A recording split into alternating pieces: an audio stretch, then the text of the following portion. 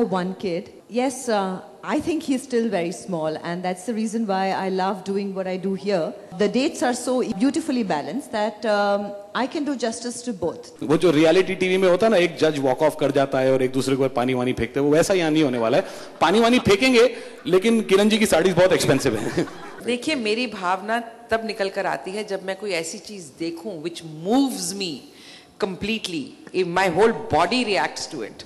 मुझे goose flash हो जाए, मैं देखूं और मुझे लगे कि वाह ये कमाल है, तो सब भावनाएं ऑटोमेटिकली छलकती हैं.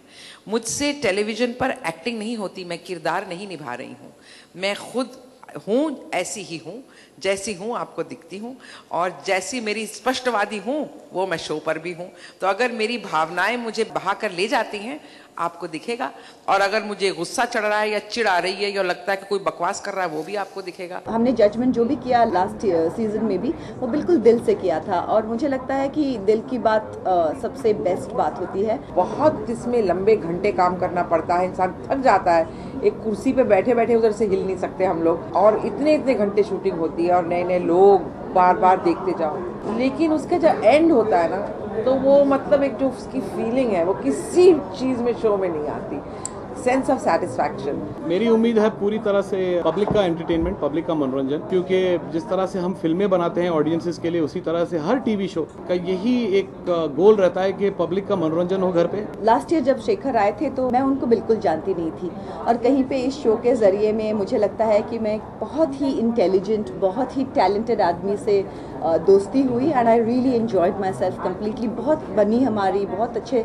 आज मैं कह सकती हूँ कि Shekhar is a friend. I will miss Shekhar, of course, because we had become used to each other, all of us, and Shekhar is an old friend. But at the same time, I'm very happy Sajid is doing the show, because Sajid is also an old friend. I've done a lot of work with Farah, spent a lot of time with them for many years, and I'm looking forward to this. मैंने शेखर जी का एक भी episode देखा नहीं है.